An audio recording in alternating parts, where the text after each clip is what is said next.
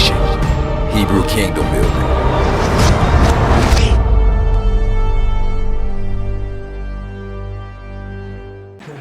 All right.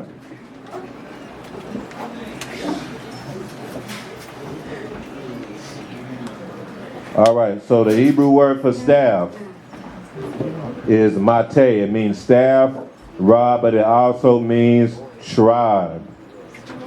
That's also the Hebrew word for tribe. So there's a reason why the Hebrew word for tribe is the same word for staff or rod. Because the staff is about lineage. It's about bloodline. Y'all get what I'm saying? The staff is about lineage. It's about bloodline. Because that's what a tribe is. The breakdown is that it's a bloodline receiving the gift of the Ruach HaKodesh. The bloodline receiving the gift of the Ruach HaKodesh.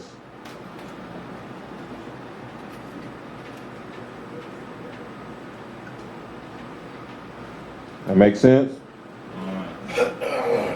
Or it's about a bloodline receiving another Ruach.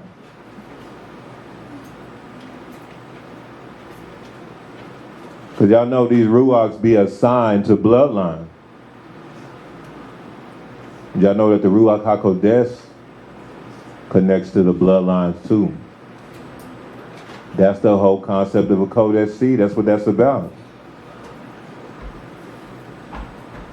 That's what it's about.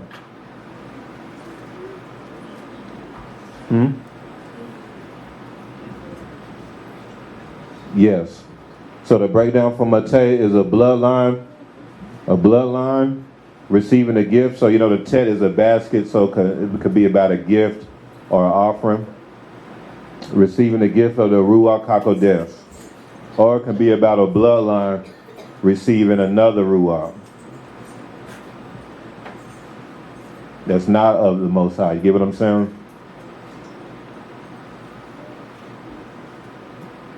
That's why you'll see, let's say, situations where, you know, great granddaddy was what they would call a Rolling Stone.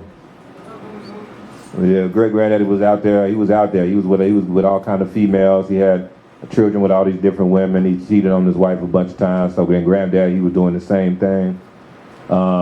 Dad was doing the same thing, and now you struggling with the same thing. It's because the Ruachs be attached to the bloodline. That's why. But the Ruach HaKodesh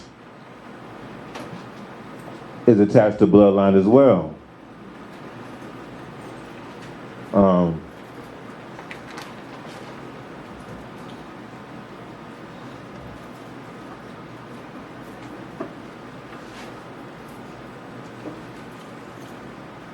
That's what the scriptures even talk about. That's why Yahusha says things like, showing mercy to those who love me and keep my commandments to the 1,000 generations. You see what I'm saying? Let's go to Luke chapter 1.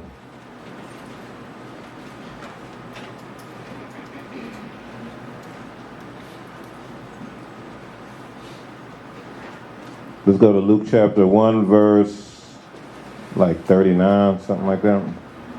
I'll find out.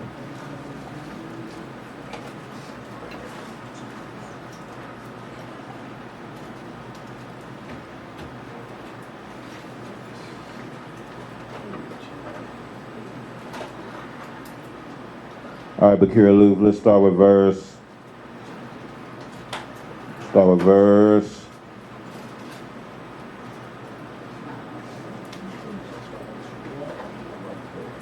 39, yeah. Okay, everybody there. Verse 39.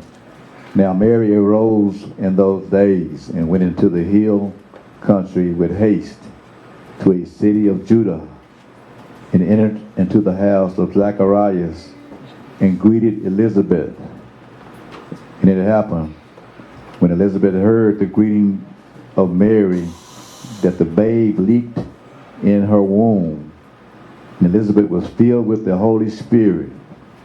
So, as you see here, this was a woman that was filled with the Holy Spirit, and I submit the baby was too. That's why the baby leaped in the womb. That baby ended up being who? Yeah, it's the story of Yachanan the Immerser, or John the Baptist. Yachanan the Immerser, his parents were priests. His parents were priests. Let's go ahead and let's scroll up real quick to all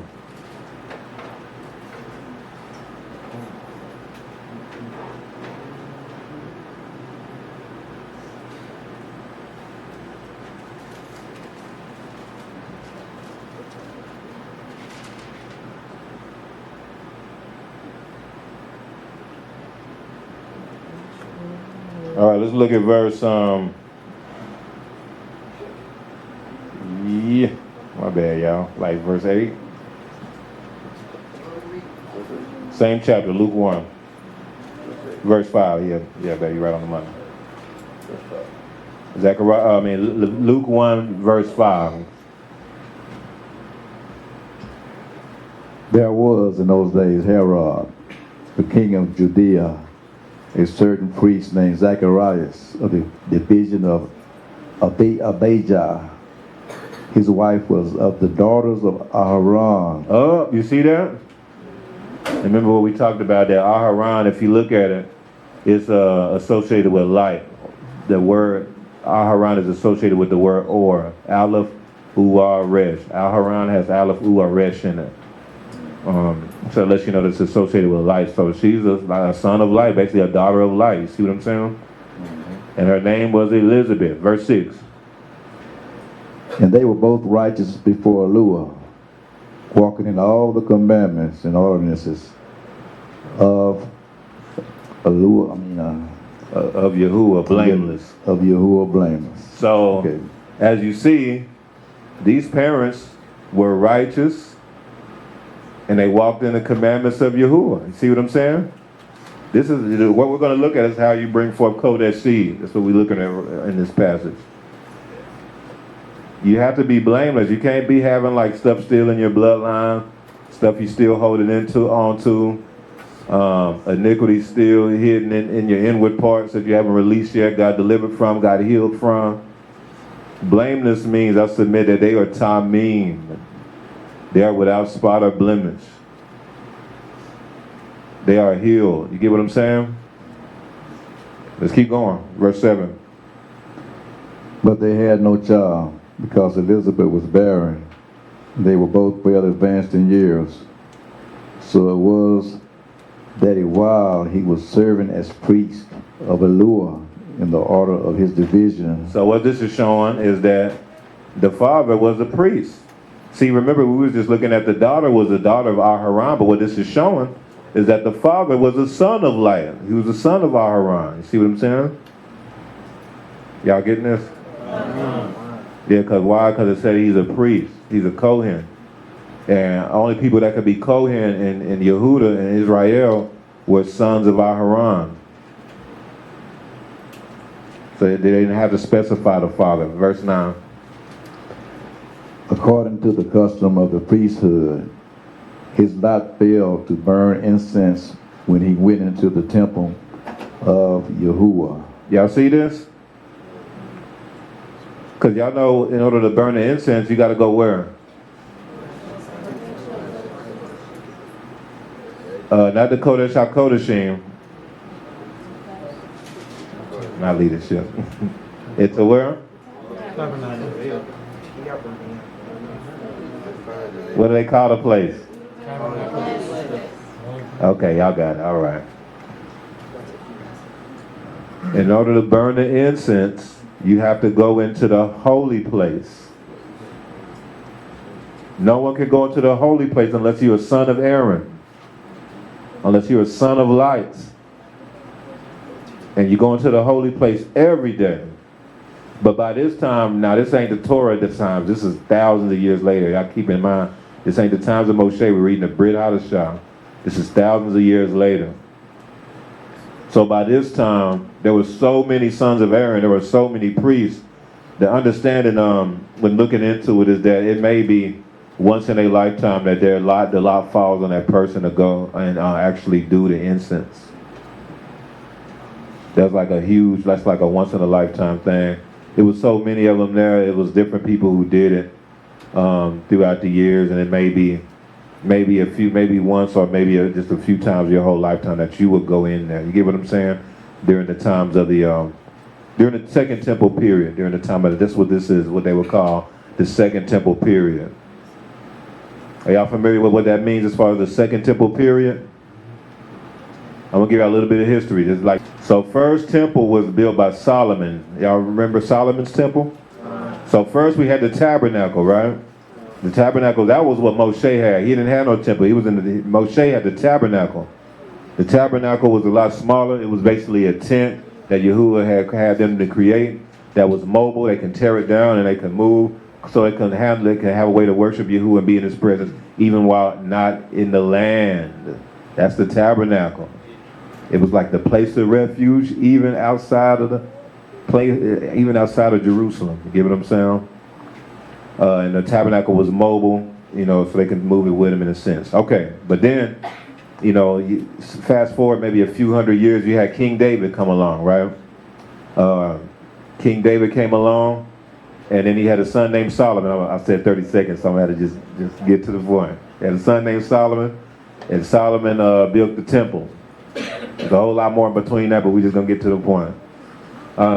Solomon built the temple. It was the most greatest temple that Yasharel ever had.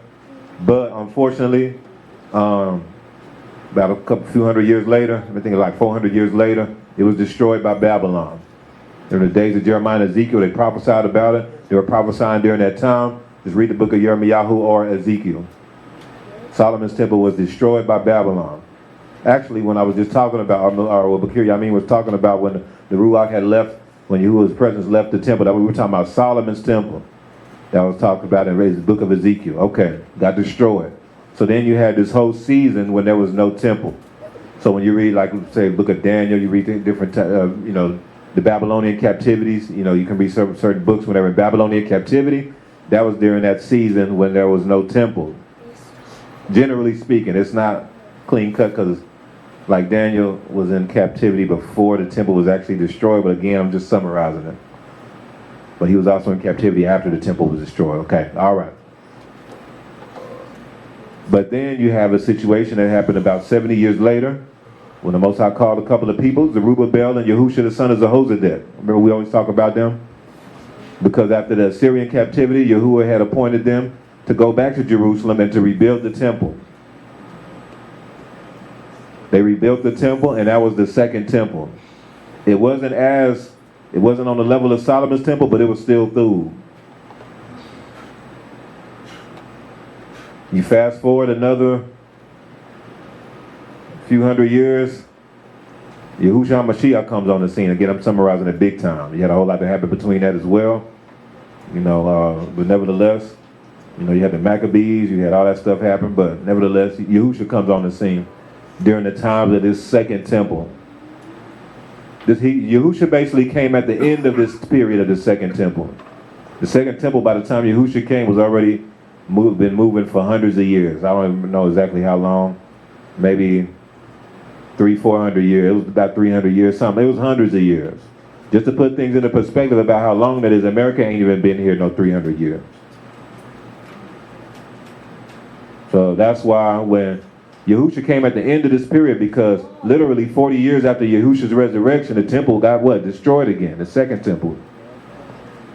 So I submit Yahuwah, part of his ministry was to prophesy against the temple, because that's what he was doing, wasn't he? He told people, man, this temple's going to be destroyed. He kept telling people, he said one time, there's going to be one stone on top of another. And people was like, what? Because the temple been up so long, it was unbelievable that this would ever get destroyed. Remember, it's been up longer than America's even been a country. We got to put that in perspective. We think America been around for a long time. Some people don't think it's unbelievable for America to ever be destroyed. For real. Actually, a lot of people think that. A lot of people just think that's unbelievable for America to ever be like totally obliterated. And it ain't even been here as long as the temple was up here. The second temple been there. It ain't even been here as long as Yahshua. No, I ain't gonna go. I don't think so. I think Yahshua wasn't up that long. But this is the point. This is the point. The Second Temple period was when you had, the Pharisees came into play. That's when things like there was a lot of external works that were made, like the Babylonian Talmud, stuff like that. And they have a lot of records of how things was during the Second Temple period. When Yahusha came, we all know that things was very corrupt during the Second Temple period. So, so on and so forth. But nevertheless, that's what I mean by the Second Temple period. That makes sense now? It just means the period of the Second Temple, when the Second Temple was around, before it was destroyed by Rome in 70 AD. Yeah. All right. So, what we're reading about is during the Second Temple period when Zechariah and them are here and they're going and doing. But what I'm saying is by this time, there were so many priests that they cast lots on who, was going to do the incense offering. And it wasn't something that you was doing a lot. It was a huge deal. All right, let's go ahead and keep reading. Verse 10. Ooh, I was way off. I said 30 seconds. Well, I was way off. Okay, verse 10. And the whole multitude of the people was praying outside the hour of incense. What's the hour of incense? What's the hour of incense? Right. So it could have been Boker or Arel. Let's keep going. Then and Malach of Yahuwah appeared to him, standing on the right side of the altar of incense. And when Zacharias saw him, he was troubled, and fear fell upon him. But the Malach said to him, "Do not be afraid, Zacharias, for your prayer is heard." That's interesting that the Malach visited him when he was offering up incense, which is symbolic of the prayers of the people, to tell him that his prayers have been heard. Keep going. For your prayer is heard, and your wife Elizabeth will bear you a son, and you shall call his name John. This is Kodesh seed. This is the idea of Kodesh seed. Actually, all of my children that I have would have met, except this one. I knew, I had seen them before they were born. I saw Anthony before he was born. I drew a sketch. I was like, man, I had this dream. I saw that we're going to have a son. He's light skinned and he's going to have this mole right here. And he's going to have real fine hair, like softer hair. He's going to be real light skinned for real. And I drew a picture of him and everything, and to try to draw a sketch. This is when she was pregnant. And we were like, we'll see, And it was to the T. To the T. So the same thing happened with Hananiah. Before Amet was even pregnant with Hananiah, the Most High showed me a dream of Hananiah. I seen her. She was already in the dream. She was already older, like 3 or 4 maybe, because she had But I told him I had a dream that we had a daughter. She was real dark skinned, but then had like long hair. And I think, man, that was maybe some years later before she was even pregnant again. And we had a dark-skinned daughter, and she had cut her hair, but she used to have long. She used to have long hair, like straight hair.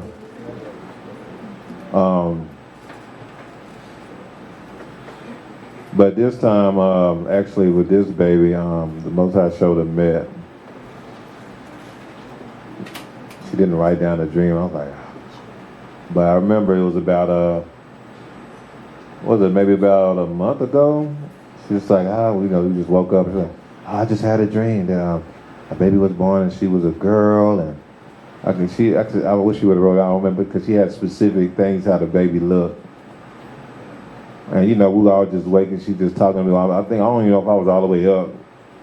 I think I might have still been kind of half asleep. But I remember that. And I was like, oh, I think it's going to be a boy. So when we found out it was a girl, like, I'm pretty sure that dream was like exactly, that was the baby, Did you write it down? Oh, I don't remember. And then she looked for it and we couldn't find it. I was like, I don't think you wrote it down. So, but nevertheless, not saying that everybody with Kodesh seed, the Most High is going to show you how the baby looked before he's born or nothing like that. However, a lot of times he does, though. That's what you saw in the scriptures. Not what the baby looked like, but in the scriptures they show, the Most High would tell him ahead of time, you're going to have a baby, this is his name, and this is going to be his function and things like that. You know what I'm saying? All right, verse 13.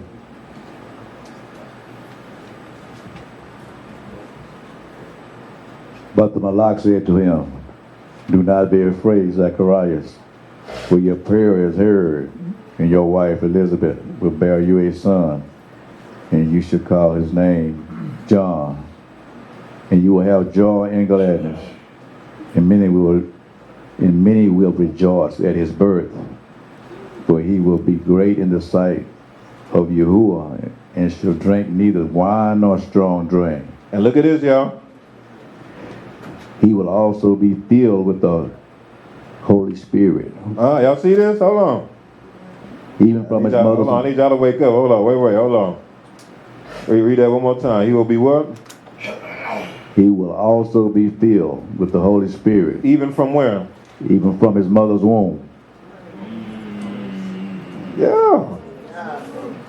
Yeah. This is how you have Kodesh seed. That's why the baby leaped in the womb, and we read that later. When his mother was filled with the Ruach, he leaped in the womb. You see what I'm saying? Because that's Mate. It's a bloodline that's basically given over to the Ruach HaKodesh.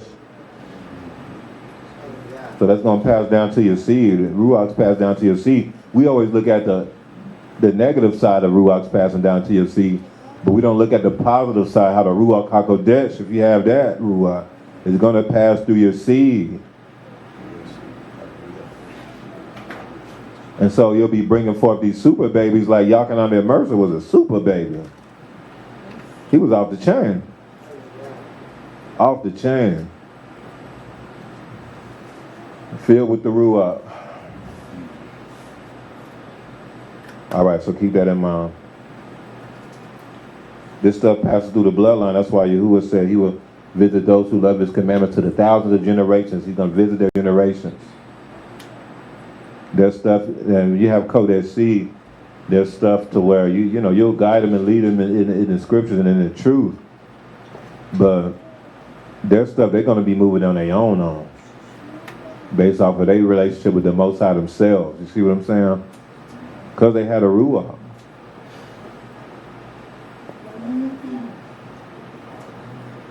Let's go to Bamidbar chapter 17. Hallelujah. Y'all are hanging in there. We almost done. Man, look, I got to get the word out. Whatever Most High want me to bring out, I got to get it out. So I might as well receive it. I'm going to start with verse 1.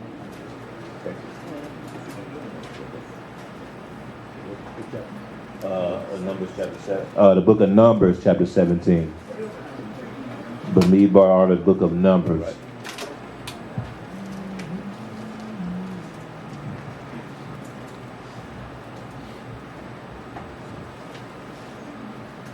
Yeah, and notice, okay, remember going into the holy place is about intimacy with the Most High as well, right?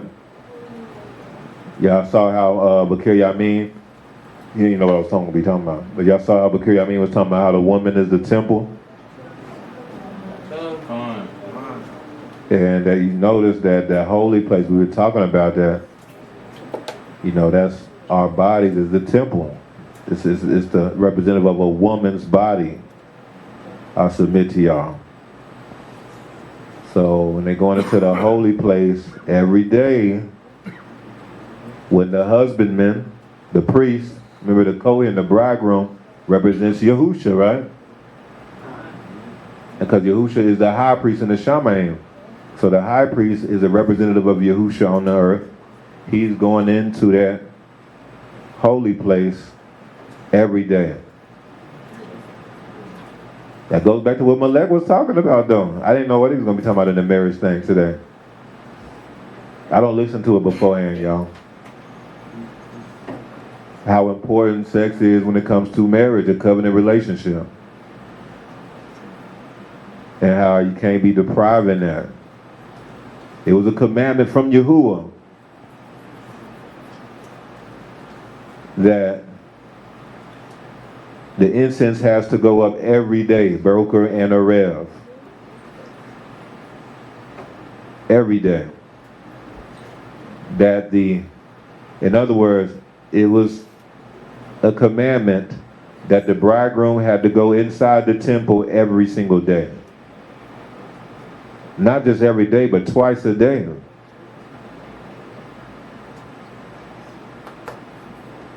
Every single day. Twice a day. Some of y'all wives be complaining, the husband wants some once a week. I be tired.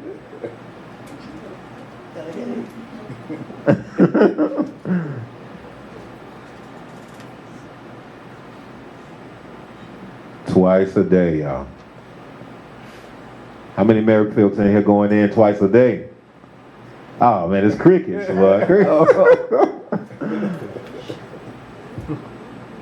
It's going in there, like I was saying earlier. Going in there, putting the oil. Coming in there, putting oil in there.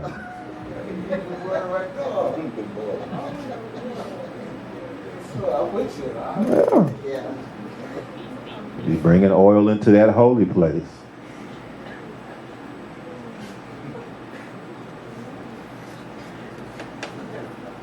And when he's putting oil into that holy place, that oil is what keeps that fire going, don't it? Talk about who saw.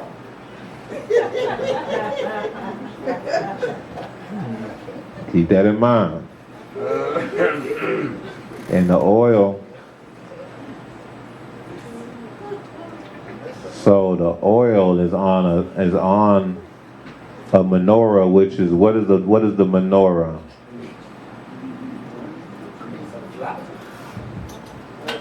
Almond tree. Did I say it too? Say it again. An almond tree. Y'all hear that? The menorah is an almond tree. Okay? The almond tree with branches, 7 of them. Keep that in mind, okay? Keep that in mind. All right. All right. Numbers chapter 17, verse 2. Let's go. Speak to the children of Israel and get from them a rod from each father's house, all their leaders according to their father's houses, 12 rods. Write each man's name on his rod. And you shall write Aaron's name on the rod of Levi.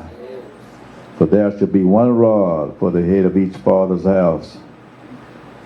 Then you shall place them in the tabernacle of meeting before the testimony where I meet with you. And it shall be that the rod of the man whom I choose will blossom. Thus I will rid myself of the complaints of the children of Israel, which they make against you. So Moshe spoke to the children of Israel. Each of their leaders gave him a rod apiece, for each leader according to their father's houses, 12 rods. And the rod of Aaron was among their rods. And Moshe placed the rods before Yahuwah in the tabernacle of witness. Now it came to pass on the next day that Moshe went into the tabernacle of witness, And behold, the rod of Aaron of the house of Levi has sprouted and put forth buds, had produced blossoms And yielded what? ripe almonds. Yielded what? Ripe almonds. Oh, snap. Ain't the menorah an almond tree? Ain't the menorah an almond tree? Did y'all know that? Okay. Okay, I just want to make sure. I was trying to see if we never go to the scriptures and show y'all that. But I think y'all know. It's in the book of Shemot, though. That the menorah was an almond tree. Matter of fact, they had to put almond blossoms. Literally, when he created the menorah literally has almond blossoms on it in gold. It has almond buds on it in gold.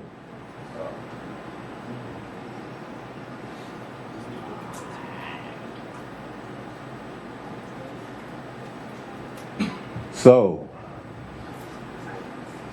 where did Aaron's rod end up going?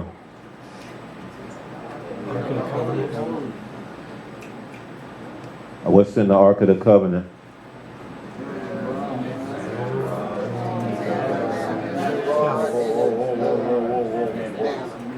The manna, the rod, and what else? If I heard the manna and the rod, I ain't here with the third thing. Okay, the commandments. Listen, Mishpacha. Yom Kippur is the time of conception, right? Yom Kippur is the time of conception. So we know that the Holy of Holies is the womb. Because the Ark of the Covenant is in the Holy of Holies, right? The Ark of the Covenant is in the Holy of Holies. It's not in the holy place. They go in the holy place every day, but it's only one time a year when a woman can conceive, though, right? A woman can only conceive one time a year because, well, you know, as far as a healthy conception, you know what I'm saying? Because it takes 9 months for the baby to be born. You get what I'm saying? And then you have to, remember, according to Torah, then even after the baby is born, you have to set apart.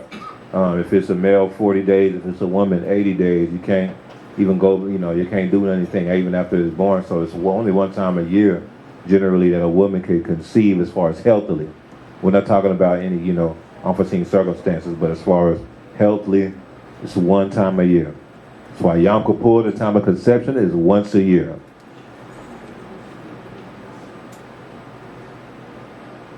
So what's the Ark of the Covenant? The Ark of the Covenant it's in the womb. And it has the rod of Aaron in there.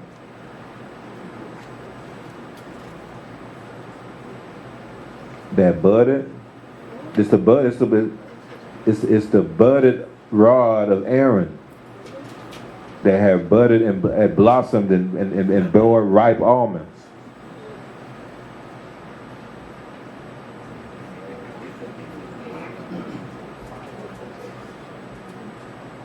It's about Kodesh seed.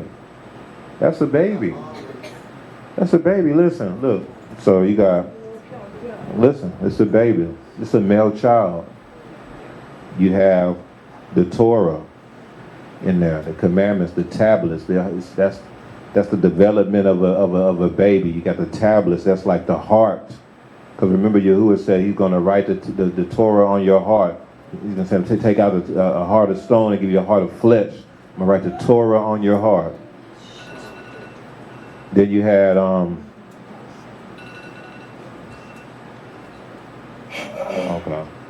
Then you had the manna is the body. Right? Yeah, the bread. Yahushua even, you know, he took the bread, he said, this is my body, all those things like that. Why was he saying things like that? Y'all listen, man, this is what it is. The bread is the body. What would be Aaron's staff that budded almonds? It's the reproductive part. It's the male child. Didn't we just have a gender reveal today? How do we know what the baby was? We looked at the ultrasound. And you gotta wait and try to see if you gotta try to find the baby's reproductive part, and then you can tell. The reproductive organs is one of the last parts that's developed.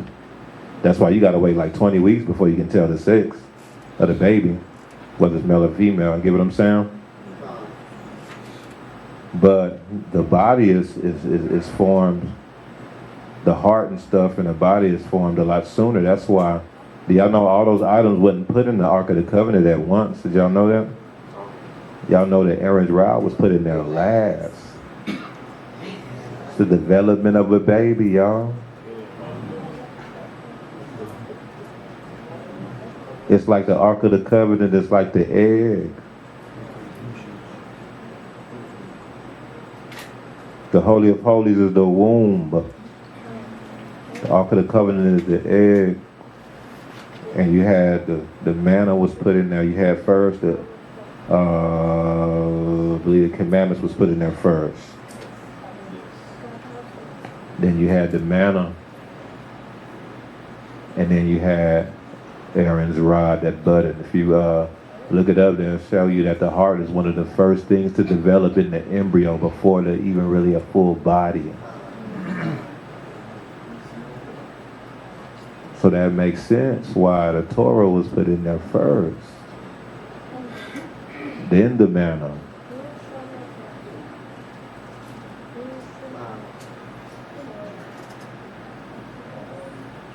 A male child. So showing that Yahushua was going to be birthed out of this nation, the male child. Go to Revelation 12 real quick.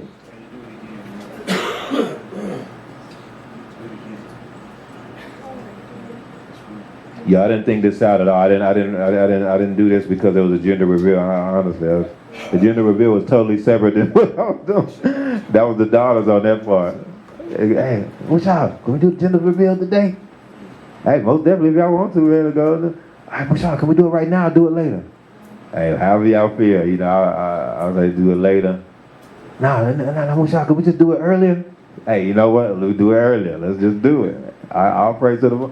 But my point is, that was all them.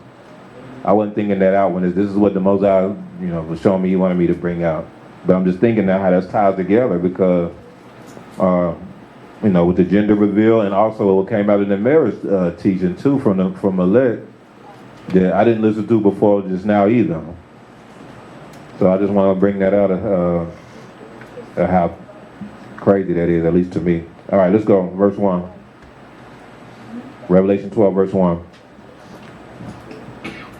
Now a great sign appeared in the Shamayim, a woman clothed with the sun, with the moon under her feet, and on her head a garland of 12 stars. All right, now who's this woman that's clothed with the sun, with the moon under her feet, and on her head a garland of 12 stars? Who's that? Yasharel, right? Oh, snap. This is a woman who it's like have the universe in her.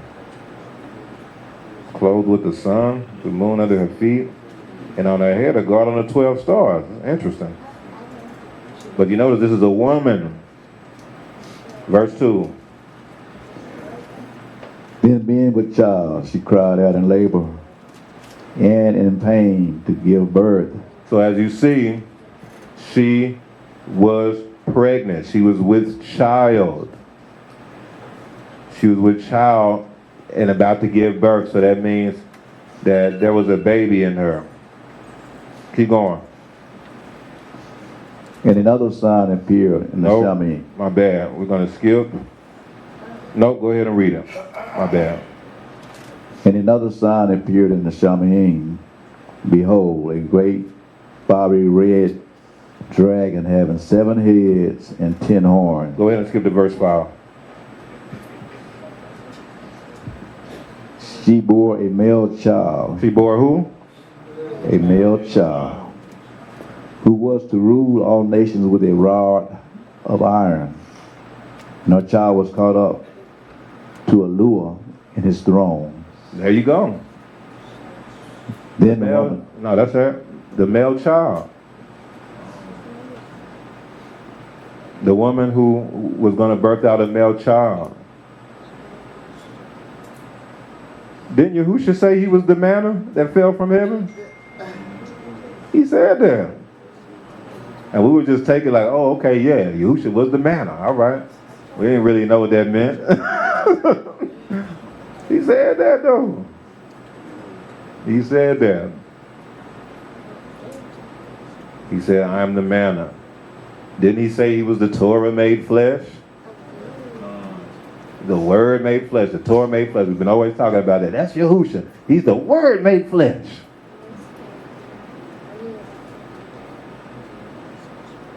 Didn't he say that he's the vine and we're the branches? You was about to say that?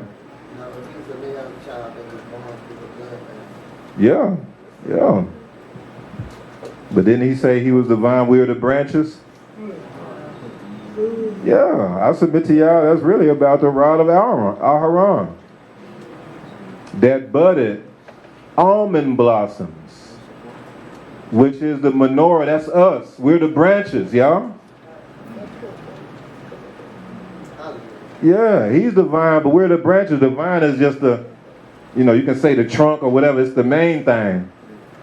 But we the almond branches, y'all. Don't we know that the menorah represents the assemblies? So we the almond branches. We ain't never thought about that, huh? We be always saying we the menorah, we the assemblies, because that's what the scriptures teach. But we don't realize that we the almond branches, because that's the branches of the menorah, the almond tree. Aaron's rod blossoming represents the kingdom. And it's showing that the future kingdom, the assemblies, will be an assembly of people of Yehuda and Levi. Because that's the sons of Aharon. Y'all remember that, right? The sons of Aaron are people of Yehuda and Levi, because Aharon was from Levi and his wife was from who? So all his descendants, all the sons of light, were a people of Yehuda and Levi. A kingdom of kings and priests. Yehuda's the lineage of kings, Levi's the lineage of priests.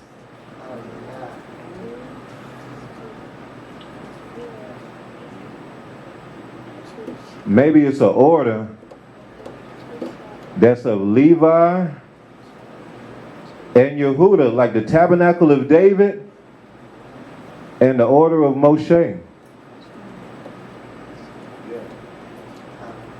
You know, like Dawid and Moshe, the greatest, pretty much the two greatest leaders of Yasharel, arguably. Dawid and Moshe. All right. Y'all just think that one through right there, that part.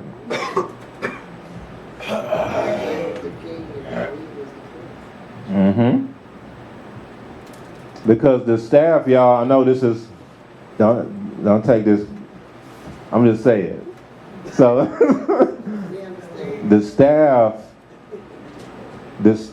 is almost can be like symbolic of fertility.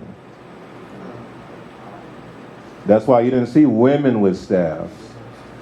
It was men with staffs.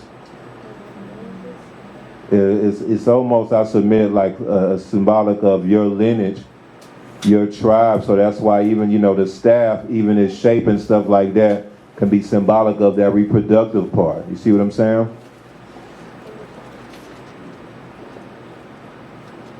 That's why all these other cultures, I know y'all try not to laugh, but it's real. That's why all these other nations who's giving there's other allures who just focus on that.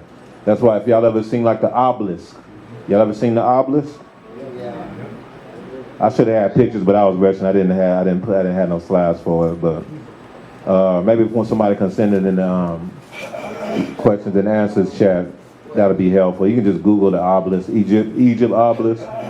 But okay, y'all know in every church, not every church, but most churches, they have this big on the steeple, and it's like shape. It goes straight up, and then there's points at the top. Yes, one of the U.S. monuments is an obelisk. That's where it comes from, to Egypt. But the reason why that's on all those churches, that's an ancient obelisk. which is actually a ancient fertility symbol from the worship of other Aluas, especially the Egyptian Alua. But it's a fertility symbol. It's actually about that male part, reproductive part. That's why in Rome they have a big one like right in the Vatican. It's a big old obelisk. And then in Washington D.C. they have a big old obelisk, and I forgot what they call it. I think it's called the Washington Monument. Didn't they try to hit it during the 911? Didn't they try to fly a plane into it? It didn't destroy that though. They just destroyed the plane. They wanted, man, they probably fortified the obelisk. They like, man, them buildings and all that, man, we don't care about that. Oh, this obelisk, we're gonna have this fortified with steel. That plane couldn't knock that mug down.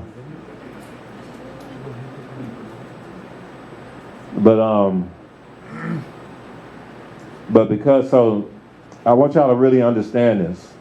This is very important because this is what people use this to try to catch people off guard. I want y'all to really understand this. Like, this is super important. The Malachim that were in the Shamayim were through. They were before the presence of the Most High. They were in the Shamayim, but then when they rebelled, the Most High kicked them out of the Shamayim with Hasatan, didn't he, right? So that made them fallen Malachim. But what did those Malachim do? They don't have access to the Shamayim like that no more. But what they took stuff that they knew from being in the Shamayim and tried to implement it on the earth. That's where you get all these religions from. I really want y'all to understand this, because every single religion that you see, all they did was take elements from the Shamayim and just pervert it. For the most part. These are from fallen Malachim. These religions are not just them just worshiping something that's not there. These are people who are involved with fallen Malachim, and they worshiping under their worship system because the fallen Malachim had dominion over different regions. They were the ones who took dominion. The Most High gave them dominion over different regions. And so those were the Aluas that were worshipped in those regions, and they took elements that they learned from the Most High because they was up there with them. So that's why do you think there's altars? Why do you think people in witchcraft have altars? People in sorcery do, and all kind of voodoo and all that, they do sacrifices. Why do you think that? They doing all this stuff. And what will happen is, this is why I want y'all to really understand this, because what will happen is people automatically that see that voodoo people do this, that's wicked. Nah, man, you can't be doing no animal sacrifices. That's wicked, man. That's what voodoo people do and stuff like that. Now understanding that that was from Yahuwah. Yeah, they took it, they perverted it. I think they be sacrificing like chickens and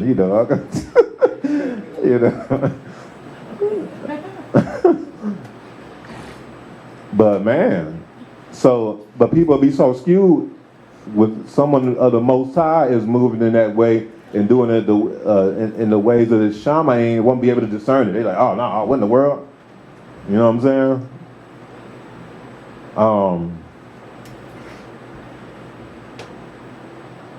What else?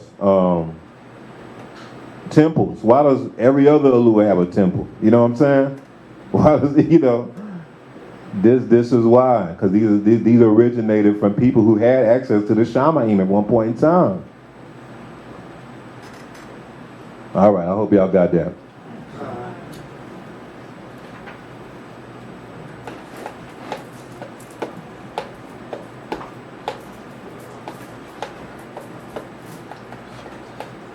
So, nevertheless, I want to kind of, I think that's the main thing I needed to say on that. But I want to kind of end this discussion off to talk about the spoils of war.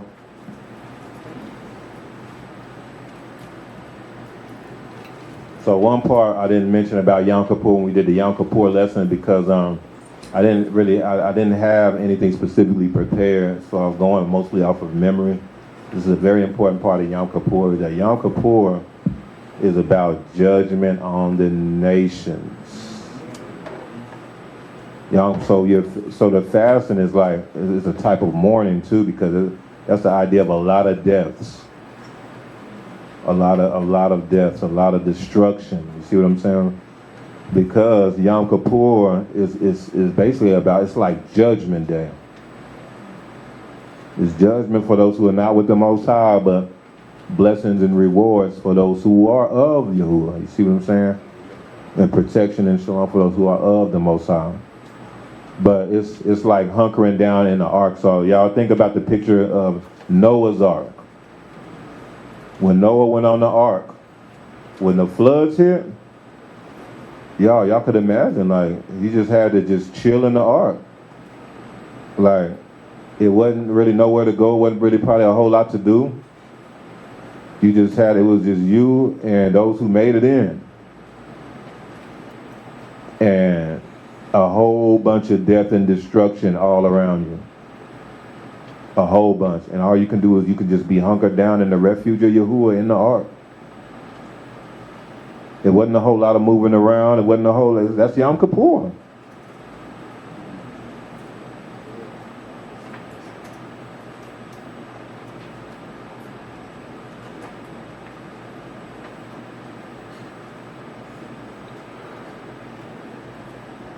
Because it's war.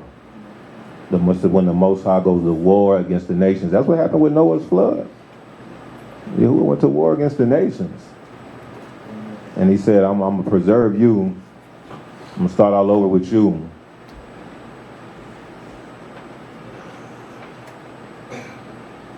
Regeneration. The spoils of war. Let's look at this scripture right here. Let's go to Deuteronomy chapter 7.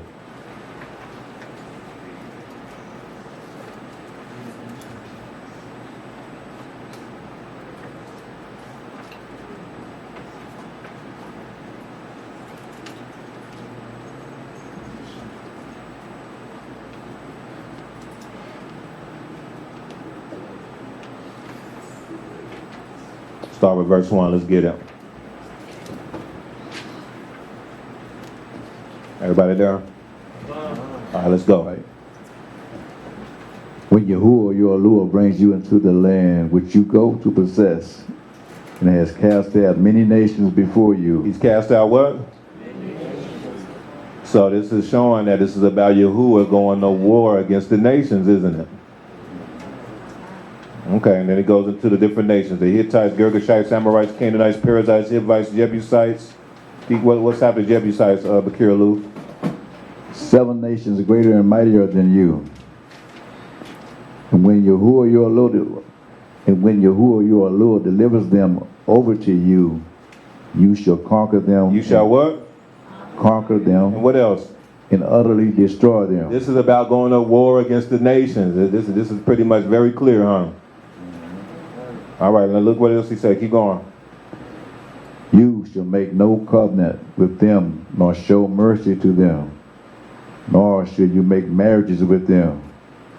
You shall not give your daughter to their son, nor take their daughter for your son. But they will turn your sons away from following me to serve other allures. So the anger of Yahuwah will be aroused against you and destroy you suddenly. But thus you shall deal with them. You shall destroy their altars and break down their sacred pillars, cut down their wooden images, and burn their carved images with fire. So he said, I'm going to go to war with all the nations, cast them all out, and you're going to destroy every remnant of anything they set up there. And why? Verse 6. Why do you need to do that? Verse 6. For you are a Kodesh people. You to Yahuwah your Lord. Yahuwah your Lord has chosen you to be a people for himself. He's chosen you to be a people for himself, or what? A special treasure above all the people on the face of the earth. So he actually calls you treasure? All right, keep going. Yahuwah did not set his love on you nor choose you because you were more in number than any other people. No. For you were the least of all people. You were the least of all the peoples. But why did he choose you? Verse 8. But because Yahuwah loves you. Why? Yahuwah loves you. Because Yahuwah loves you. And keep going, and because what? Because he would keep the oath which he swore to your fathers. Yahuwah has brought you out with a mighty hand. He has brought you out with a mighty hand and redeemed you from the house of bondage. From who? From the hand of Pharaoh. From the hand of who? Pharaoh. King of who? From the hand of Babylon? King of Egypt. From the king of Egypt and from Babylon, I submit, because you are the spoils of war. What happens what do nations go to war with nations for? They go to war with nations to take out the natural resources.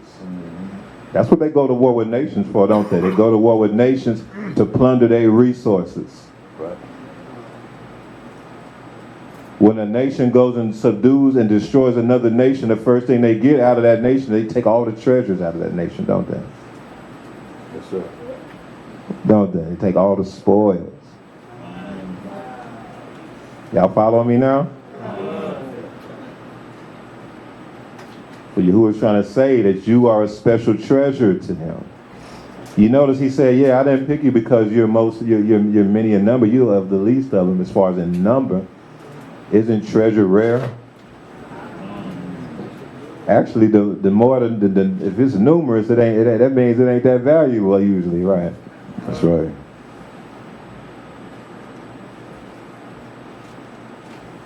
You are the reason why the fact that a lot of y'all are here is through the victories of this war that Yahuwah is waging on the nations. He was able to pull you out of the grip of Babylon, y'all.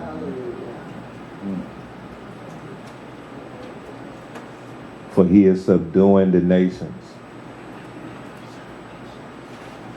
You are spoils of war.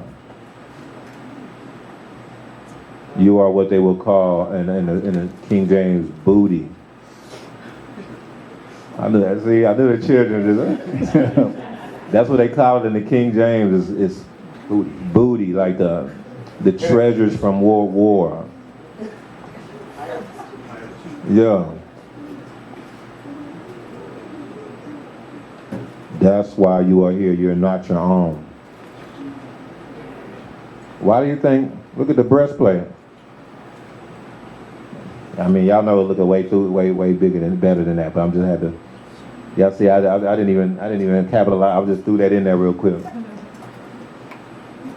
The breastplate. Why is each jewel represents what? Right. And you notice they're made out of treasure. Each one had to be from a very valuable jewel. Because that's who we are. When Yahuwah, that's why Yahuwah said that. He said, "For I have called y'all to be a special treasure above all the peoples of the earth." And he keeps talking. And he was like, "Yeah, you know, I have pulled you out of Mitzrayim with an outstretched arm and a mighty hand." He's letting you know I went to war against Egypt, sacked Egypt, and I pulled out my treasure out of it. I plundered Egypt for my treasure. That's what the other nations do all the time.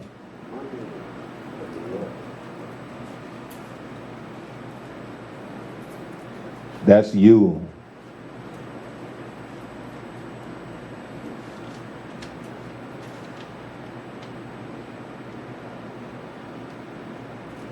But yeah, I actually, it's something the Most showed me a while ago about specific people for sure.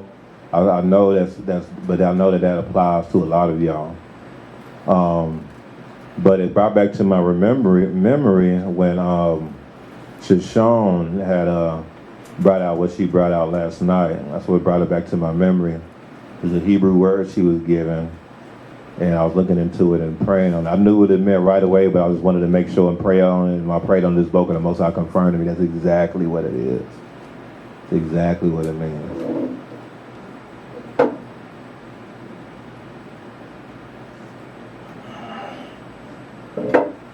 Man, he done went to war for y'all. That's why he talks about that. He said, man, I done took Egypt for your ransom.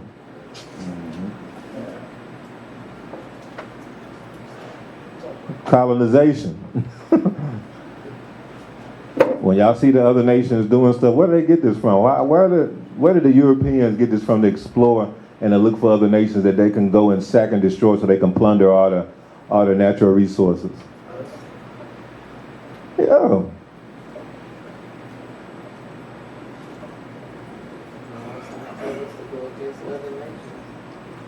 This is a continuation. Oh, my bad. You know what you're saying?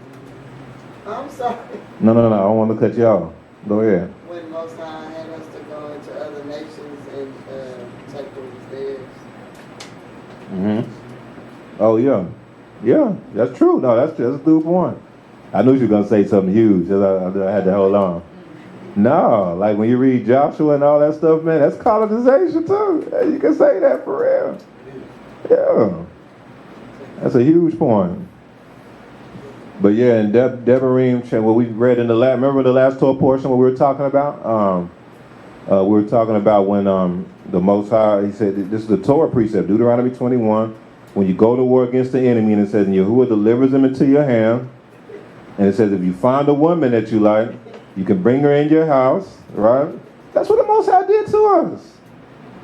He went to war against the enemy and destroyed the enemy, and he found his bride, the woman that he likes, us, the bride, the assemblies, right? We're the bride of Yahushua. And he said, you can take them in your house, but you got to do what first? Pare her nails and shave her head and pare her nails. That's deliverance. You got to humble them. That's the deliverance.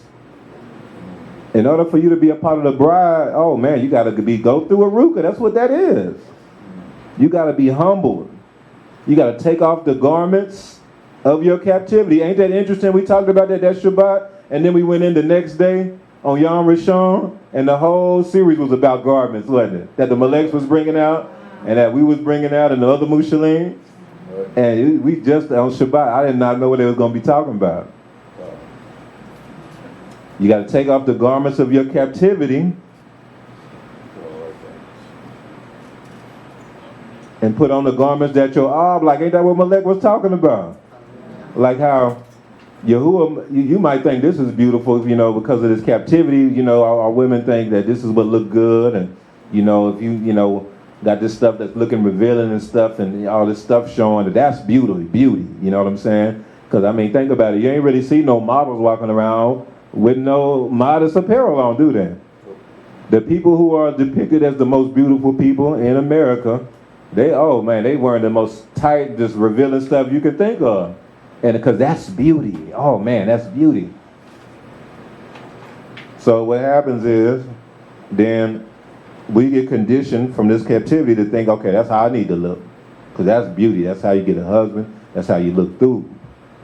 And Yahuwah is saying, nah, this is what I think is beautiful. That's what Malek was talking about. Man, that head covering, man.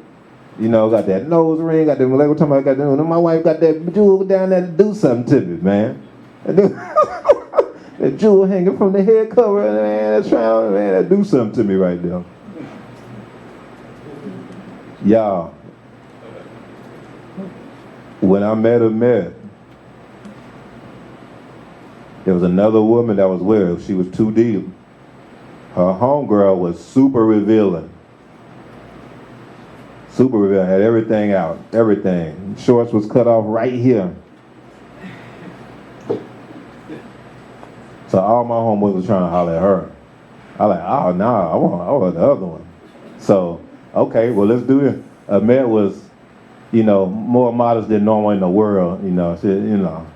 She I could tell she was just different than, she was just different. I could tell she just was carrying herself super class. She was different.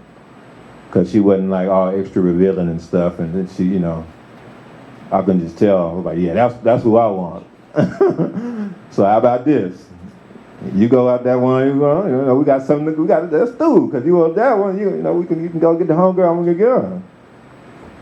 Because even at that time, I wasn't even in the truth yet, but just in my pursuit for the Most High, I started having a desire. I didn't want nobody who was super rebellion. I just didn't want that. You know, because I had, my ex and stuff like that. I just ain't want nothing like that no more. You know what I'm saying? And so I'm just saying, a Kodesh, man, his way that he's going to look at beauty is going to reflect what Yahuwah looks at as beauty. I'm telling y'all, I know this for sure because I'm the ones who talk to the men who want to talk to y'all. You know who they come to? They come to me. Hey, Musha. Hey. So, that one girl in the Austin tribe, hey, she with somebody, she in the, you know what I'm saying? I'm like, who you talking about? You know, that one who, I like, oh, I mean, she not with nobody, but what's the deal? Why are you asking? Man, just the way she worships, man, just the way, man, I just really, man, I really think she's the one. I had a dream, and I mean, just the way she praises, man, and the way she serves, I just, man, for real. This is how this is how people in the truth talk. This is what they like when they're looking for a wife, for real. I heard this multiple times. The Agio who are out there serving, who really are passionate when they praise the Most High. In the world, yeah, that's crazy. In the world, ain't nobody saying nothing like that.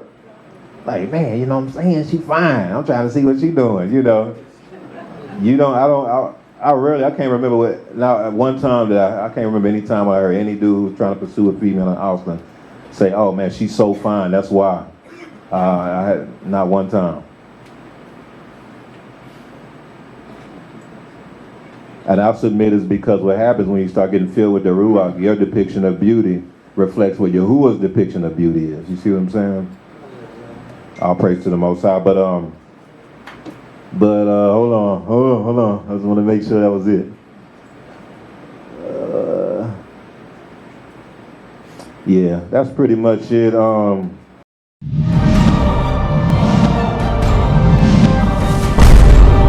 Rebirth of a nation.